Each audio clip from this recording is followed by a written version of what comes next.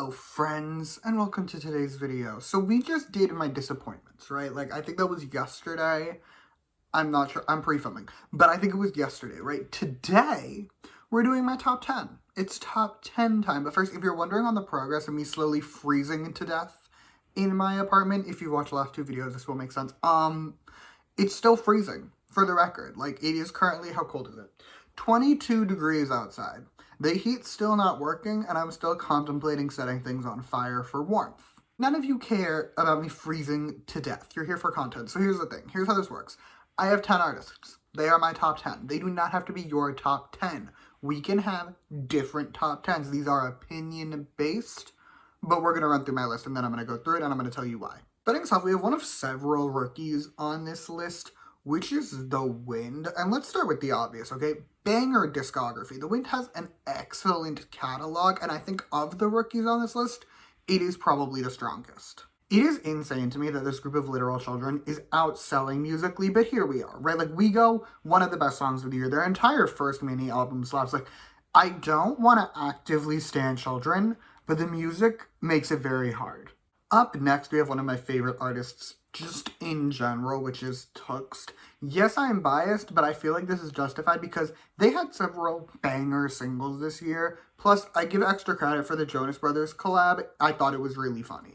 I will concede one thing, which is part of why I like their music so much this year, is that I've really disliked, specifically their titles, in the past couple of years. Like, horrible music. Not horrible. One song is horrible. But in general, just not songs that I enjoy, and the fact that they're putting out music that I like again does earn them a bit of extra love. But it's not just the titles, they have banger B-sides too. Like, I added several songs off both of their albums this year, and I would argue, I think most of the songs off the Name Chapter, definitely most of the songs off the Name Chapter Temptation, are in my Apple Music replay. I actively streamed them a ton. Like, their music was good this year. I want to reward them for it. Next is another HYBE group, and our first female artist on this list, which is NewJeans.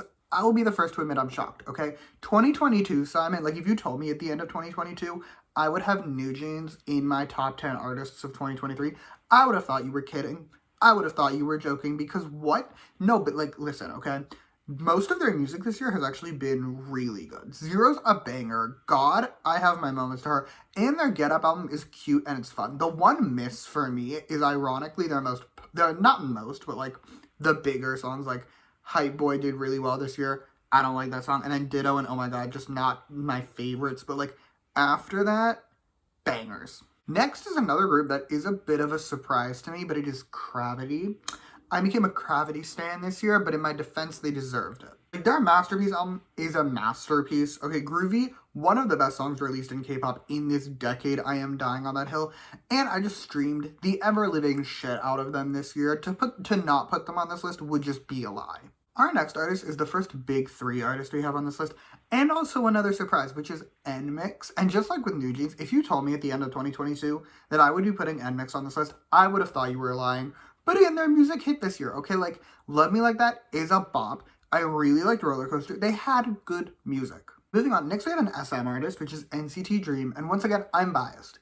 I'm a diehard Dream stan. I'm a lunatic level Dream stan. I have their season's greetings. All of them. I'm insane.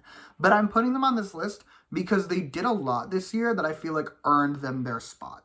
First of all, I saw them live this year. I saw NCT Dream live. It is one of the best concert experiences I've ever had. It is like this and the Beyonce concert that I went to. Best concerts I've ever gone to. Like, just, I had the time of my life at Dream, and that alone has earned them their spot, but also the music they put out this year was actually very good. Broken Melodies, one of my favorite songs, and one of my most streamed, like, top 10 most streamed songs of 2023. Plus, ISTJ is a banger. They had good B-sides. They had good music. And also, I saw them live, so, like, they're definitely going on here. We're going to do another girl group next, and potentially, like, a controversial one, I don't know, but I put 50/50 on my top 10 artists list. Listen, in spite of the insanity that went down in the aftermath, Cupid was a moment. Like, both musically and also, like, culturally, a moment. Plus, Barbie Dreams, literally my most streamed song of 2023. Like, #1, most streamed. They have to be on this list. Up next, we have another rookie group with Zodiac. And I'm gonna be so honest with you, Zodiac is here like a minimum 80% just because of Special Love. That is one of my favorite songs ever, and in 2023 it's probably like top 3. But it's not just Special Love. They had other really good songs. Like, they had a good year, at least if you ask me, musically speaking, they had a really good year. So I'm putting them on my list. We have reached the final girl group on this list, and that is, of course, STAYC. For those who don't know this about me, I have said many a time, I am a STAYC supremacist. Okay, I want them running the world. I want them to have more weeks at #1 than NewJeans and IVE combined. Like, I want them to be those girls. Plus, they had such a good year. They went on tour, where I saw them. They put out multiple bops. They had a great year, and I want to reward them for their efforts. And also, I love them. They're going on this list.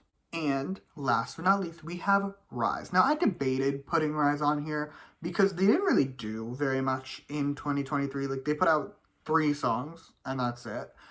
And I had to think about it. Like, I thought about it. I was like, did they do enough to actually warrant a place on this list?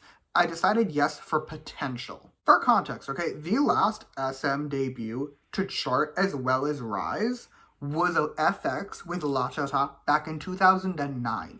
That is the last time an SM debut charted like Get a Guitar has. So there's that. Plus, like, they're already really popular. I just know they're gonna be those boys. Like, they're gonna be the boy group in like 3 years. Plus, they have some great songs. Memories is the greatest chorus to come out of SM Entertainment in probably a decade. Plus, Get a Guitar is an absolute banger. Like, they had good music on top of it.